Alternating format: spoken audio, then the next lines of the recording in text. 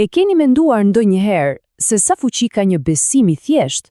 Pritshmëritë tona janë forca të padukshme, por tepër të fuqishme, që e formosojnë botën tonë në mënyra që sapo keni filluar t'i kuptojmë vërtet. Ato mund të ndryshojnë biologjinë tonë, por edhe të ndërtojnë realitetin tonë social. Sot do të zhytemi thellë në shkencën e pabesueshme që fshihet pas këtyre fenomeneve. Mirë, le ta nisim me një pyetje që tingëllon pak e çuditshme. Imagjinoni pak dikë që vuan nga dhimbje kronike gjuri. Shkon të bëjë një operacion. Kirurgët i bëjnë një prerje të vogël, por kaq, nuk kryen asnjë procedurë tjetër. A është e mundur që ky person të largohet duke ndjerë një lehtësim real, sikur të ishte operuar vërtet? Përgjigja, sado e pabesueshme të duket, është po. Dhe kjo nuk është thjesht një histori kocoti. Kjo është pikërisht thelbi i asaj që do ta analizojmë. Ideja se pritshmëritë tona mund të krijojnë rezultate reale, të matshme. Ky fenomen na hap një dritare drejt lidhjes së thellë dhe shpesh misterioze mes mendjes dhe trupit. Okej, për ta kuptuar këtë fuqi të jashtëzakonshme, së pari duhet të jemi të qartë për dy koncepte kyçe që janë në zemër të këtij fenomeni. Ato shpesh ngatrohen me njëra tjetrën, por në fakt kanë dallime thelbësore, si në fushën ku veprojnë, ashtu edhe në mekanizmin e tyre. I pari, efekti placebo. Tani, harrojeni atë idenë se kjo është thjesht në kokën e dikujt. Jo, as pak. Është një përgjigje e vërtetë dhe e fuqishme psikobiologjike. Kur një person beson se një pilulë sheqeri është një ilaç i fuqishëm, truri i tij vërtet shkakton ndryshime fiziologjike, si për shembull, liron kimikate natyrale kundër dhimbjes, po aq efektive sa një ilaç i vërtet. Pastaj, kemi profecinë vetëpërmbushse. Ky koncept është shumë i gjerë.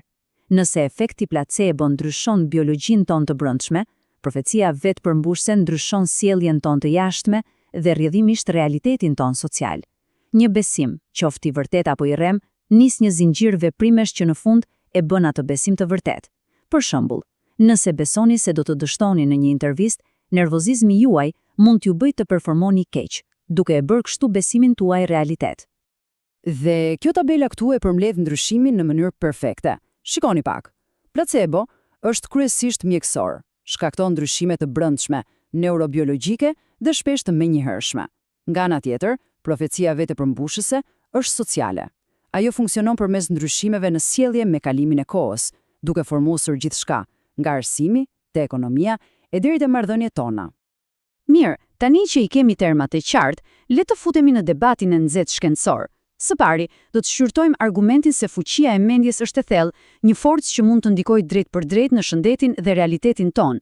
Dr. Marina Valdez, një studiuese pioniere në psikoneuroimunologji, e sheh këtë si diçka thelbësore. Për të, këto efekte nuk janë thjesht anomali apo gabime statistikore.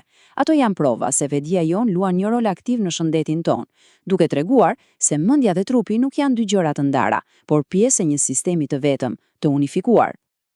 Dhe kjo nuk bazohet në ndjenja subjektive, as pak. Studimet tregojnë se besimi mund të shkaktojë lirimin e dopaminës, duke përmirësuar realisht funksionin motorik të pacientët me Parkinson. Pritshmëria për lehtësimin e dhimbjes bën që truri të lirojë opioidet e tij, pra ilaçet natyrale të trupit kundër dhimbjes. E përtej mjekësisë, pritshmëritë e larta të një mësuesi mund të çojnë në përmirësime reale dhe të matshme në performancën e një nxënësi, sepse ai mësues i kushton më shumë vëmendje, jep feedback më të mirë dhe ofron materiale më sfiduese.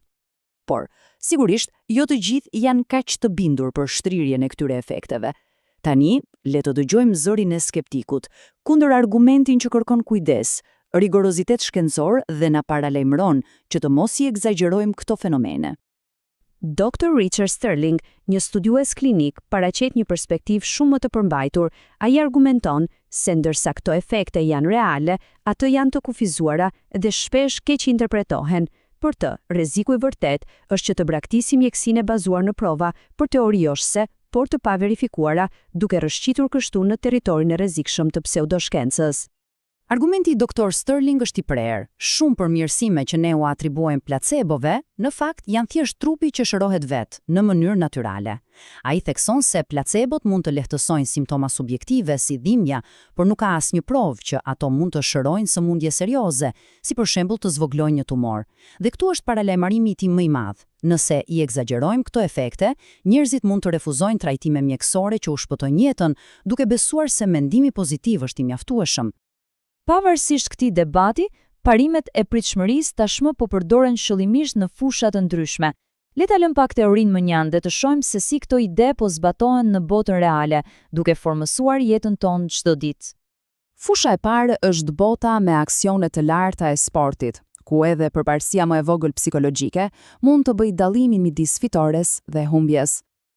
Mendoni pak një atlet. Ai i shiriti i dorës me fat sigurisht që nuk ka fuqi magjike, por besimi i tij tek ai mund të zvogëlojë ankthin para garës, duke çuar në performancë më të mirë. Ky është efekti placebo në veprim. Ndërkohë kur një trajner beson se një atlet i ri është ylli i ardhshëm, ai kushton më shumë vëmendje, më shumë kohë, më shumë mundësi. Atleti, duke ndjerë këtë besim, punon më shumë dhe performon më mirë, duke përmbushur kështu profecinë e trajnerit. Tani, le të kalojmë në një fushë edhe më personale. Ndikimi i jashtëzakonshëm i besimeve prindërore në zhvillimin e një fëmije, ku fjalët dhe pritshmëritë mund të formojnë vetë imazhin e një fëmije për gjithë jetën. Një prind mund të japë një fëmijë të shqetësuar pika magjike të padëmshme, ndoshta vitamina, duke i thënë se ato do ta bëjnë të ndihet më i guximshëm. Besimi i fëmijës në këtë ritual e bën ato të funksionojë. Por, në të njëjtën kohë, dhe kjo është thelbësore, kur një prind vazhdimisht e etiketon një fëmijë si një punëtor i palodhur në vend të i zgjuar, fëmia e internalizon këtë identitet. Ai mëson se suksesi vjen nga përpjekja, jo nga një dhunti e lindur dhe përpiqet të jetojë sipas këtij etiketimi, duke zhvilluar një etikë të fortë pune. Së fundi, le të shohim se si këto parime psikologjike ndikojnë në botën e korporatave, duke formosur gjithçka, nga performanca e punonjësve deri te realitetet e tregut. Në një zyrë, një kompani mund të prezantojë një mjet të ri softwareik. Produktiviteti rritet menjëherë, jo domosdoshmërisht për shkak të vetë mjetit, por sepse punonjësit besojnë se ai do t'i bëjë më efikas. Në mënyrë të ngjashme, mendoni për një menaxher që beson në potencialin e një punonjësi. Ai i jep detyra më sfiduese, i ofron më shumë mbështetje. Punonjësi i inkurajuar rritet për të përmbushur këto pritshmëri, duke konfirmuar kështu besimin fillestar të menaxherit. Është një cikël i fuqishëm vetë përforcues. Pra, pas gjithë kësaj, ku mbetëm? Kemi parë shkencën, debatin dhe aplikimet praktike. Tani është koha ta kthejmë fokusin te ajo që kjo do të thotë për mënyrën se si secili prej nesh e ndërton realitetin e vet. Në fund të ditës, debati përmbledhet në dy filozofi. Nga njëra anë, Dr. Valdez e sheh vetdijen si një lojtar aktiv në shëndetin ton, thellësisht e ndërlidhur me trupin. Nga ana tjetër, Dr. Sterling na kujton se ka mekanizma të njohur prapa këtyre efekteve dhe na paralajmëron se nuk duhet të braktisim kurrë trajtimet e provuara për shkak të dëshirave tona. E vërteta me shumë mundësi qëndron diku në mes. Pika përfundimtare është kjo. Nuk ka asnjë dyshim se besimi dhe pritshmëria kanë fuqi reale. E shohim këtë në laborator, në fushën e sportit dhe në shtëpitë tona. Shkenca e ka konfirmuar se fenomeni ekziston. Megjithatë, debati i ashpër vazhdon për sa larg shtrihet kjo fuqi dhe cilët janë saktësisht mekanizmat që e drejtojnë atë.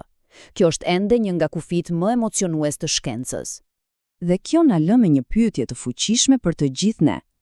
Nëse pranojmë që pritshmëritë tona për veten dhe për të tjerët janë një mjet i fuqishëm që formos realitetin, atëherë pyetja nuk është më nëse ato funksionojnë, por si zgjedhim t'i përdorim ato me qëllim dhe me mençuri në jetën tonë.